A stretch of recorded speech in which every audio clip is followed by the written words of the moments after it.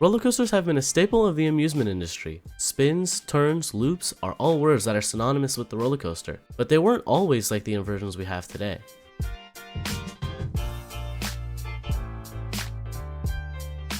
To give you some context, we have to go all the way back to 1842 with the creation of the Centrifugal Railway, a small coaster built in a few locations in France and featured a small 13-foot loop.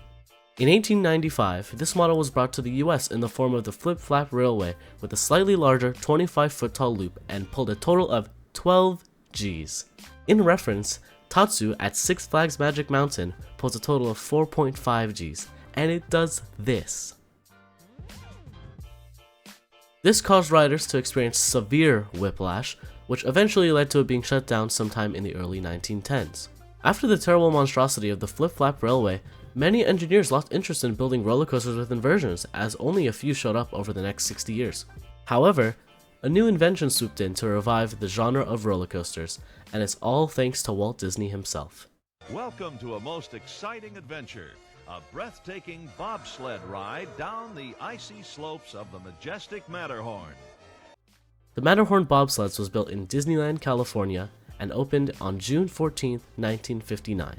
This ride is so important as it was the first steel tubular roller coaster, which meant that the wheels of the coaster rode on steel tubes rather than the conventional wood coaster. With the invention of the steel roller coaster, it didn't take long for humans to rethink their monstrous creation from a century ago.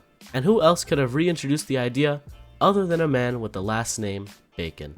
That's right, in 1968, Carl Bacon had created the first prototype of his reimagined invention, and eventually debuted it to the world at Knott's Berry Farm in 1975 with the opening of the Roaring Twenties corkscrew, later renamed to just corkscrew. Obviously, it wasn't the conventional loop that we all know, but it is still an inversion.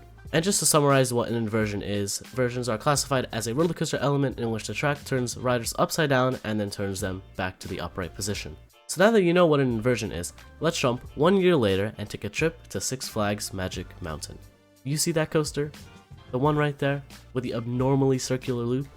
That's been standing there since 1976, and still looks beautiful to this day. In fact, it recently had a whole refurbishment and used VR. But then that barely lasted and it kinda didn't go so well, so they changed it back, and we're back to this coaster. But now things pick up a pace. And over the next 4 years, we get tons of coasters that featured inversions. In 1977, we had the Double Loop, Python, and Super Duper Looper. In 1978, we had Greased Lightning, Loch Ness Monster, Montezuma's Revenge, Riddler's Mindbender, and Shockwave. In 1979, we have Corkscrew, Screw Coaster, Revolution, Standing and Loop Coaster, Super Whirbell, Thunder Coaster, and Thunder Loop. And now we've made it to the 1980s. And over the next 20 years, the roller coaster industry experienced a large surge in innovation and creativity. The corkscrew model became very popular, inspiring many parks to add their own versions of this exciting element. One company in particular led the new surge in innovation. Aerodynamics, founded in 1946, created some of the wackiest coasters for the time.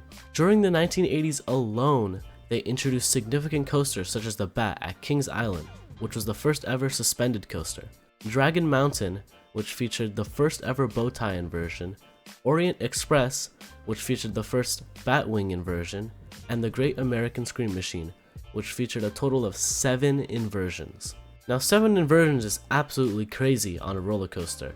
In 1990, Bolliger and Mabillard, also known as B&M, debuted their first coaster, Iron Wolf, and after this coaster they went on a spree. B&M became hugely popular for their cookie-cutter size inverted coasters, as they were cheap, small, and action-packed. Most of these models contained an average of 5 inversions, and in the small space they had, each inversion packed a punch. And in 1995, they broke the inversion record with the opening of Dragon Con in Spain. Dragon Con featured 8 inversions, and this coaster is a beast, and one that I wish I could have a chance to go on one day. But there is one coaster that I have had the chance to go on and still blows my mind to this day. X opened on January 12, 2002, featuring a terrifying drop straight towards the ground while you're spinning and flipping around the coaster layout. But my god, was it a mess of an opening. Before the ride had even opened, it had exceeded its budget by millions of dollars and unfortunately caused Aerodynamics to file for Chapter 11 bankruptcy. However, money wasn't the only issue with the coaster either. The coaster had to undergo maintenance within 5 months of its opening, and it was found that one of the seats didn't flip correctly. After reopening the ride 2 months later, people constantly complained about the pain they would feel from riding the ride, and in 2007, X closed to be refurbished into the X2 I love and adore to this day. And this ride still gets me every time I ride it, and it is my absolute favorite roller coaster ever. But that isn't the topic of today's video. So let's go back to 2002, where a new inversion record was broken. Intamin, a reliable and trustworthy manufacturer, as they had been in the business for 20 years at this point, had opened a new record-breaking coaster, Colossus at Thorpe Park. This 1 minute 30-second coaster featured a total of 10 inversions and held the record for the most inversion for 10 years. This ride is still operating to this day and considered one of the most popular rides at Thorpe Park. And a bit into the 2010s, a new coaster was on its way, but it was on a mission to break the inversion record. In 2013, the Smiler opened at Alton Towers in the UK, and it didn't only break the record, it blew the record out of the park, with a total of not 11, not 12, not 13, but 14 inversions. The Smiler's 14 inversions include a series of mind-bending elements such as dive loops, corkscrews, and a cobra roll, all tightly packed into its twisted, compact layout.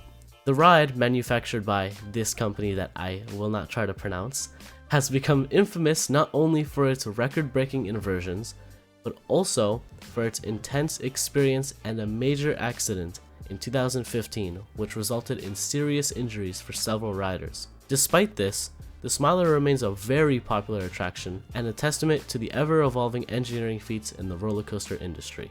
And for now, that caps the history of inversions in roller coasters. As we look into the future, the potential for roller coaster inversions seemed limitless, with manufacturers exploring new materials and construction techniques to create even more dynamic and intense ride experiences. Records are always trying to be broken, and we will never know when the next big coaster will come up. Now that you know how important inversions are in roller coasters, I hope you can enjoy every bit of your roller coaster rides and realize how boring they would be without the inversions you love. Thank you so much for watching. I hope you enjoyed the video and have a great rest of your day.